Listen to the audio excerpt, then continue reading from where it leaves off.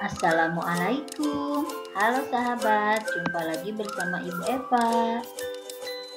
Hari ini kita akan belajar bahasa Indonesia kelas 4 tentang pengertian ide pokok dan ide pendukung. Sebelumnya, Ibu Guru mau tanya nih, siapa di antara kalian yang suka membaca? Tentunya semua suka membaca kan? Nah, dari setiap teks bacaan yang kalian baca, bahwa sebuah teks itu terdiri dari beberapa paragraf. Apa sih paragraf itu? Daripada bingung, yuk kita simak penjelasannya. Paragraf adalah kumpulan kalimat yang berisi gagasan dan kesatuan pikiran yang mengungkapkan ide pokok. Di dalam paragraf terdapat ide pokok dan ide pendukung. Apa itu ide pokok?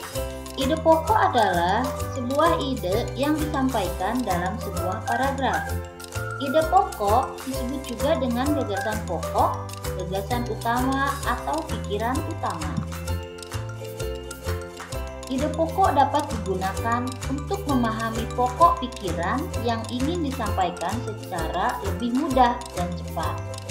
Biasanya, ide pokok terletak di awal, akhir kalimat, dan atau di awal dan di akhir kalimat. Nah, ciri-ciri ide pokok.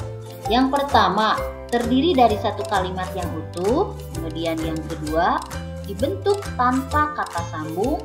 Ketiga, memiliki kalimat yang jelas. Dan yang keempat, tersusun atas topik permasalahan yang utama. Lalu, apa ide pendukung?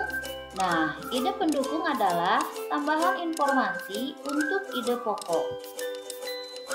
Seperti apakah gagasan pendukung itu? Berikut adalah ciri-ciri gagasan pendukung.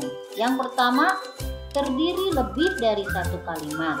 Kedua, kalimat yang ditulis sifatnya khusus dibandingkan kalimat lainnya.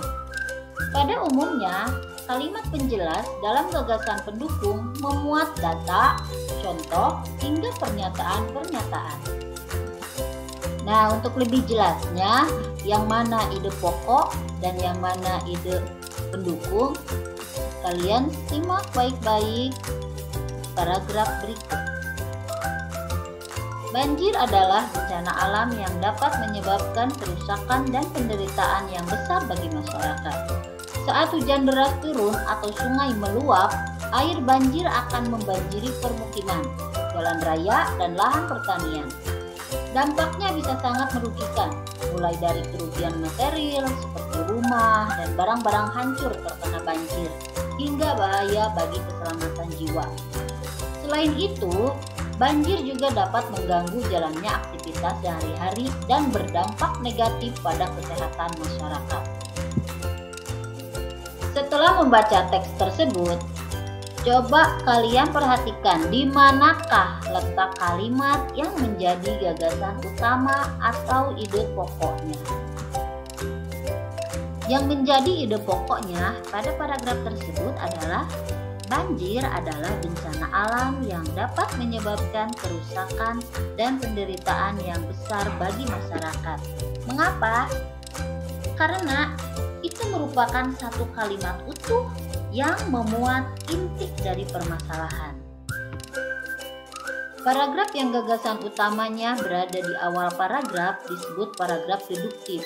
Sedangkan paragraf yang gagasan utamanya berada di akhir paragraf disebut paragraf induktif. Nah, bila ide pokoknya berada di awal dan di akhir paragraf, itu disebut dengan paragraf campuran.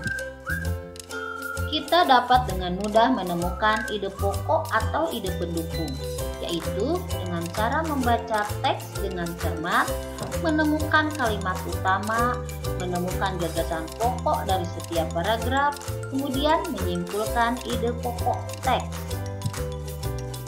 Demikian pembelajaran kita hari ini, semoga bermanfaat. Sampai jumpa kembali sahabat. Wassalamualaikum warahmatullahi wabarakatuh.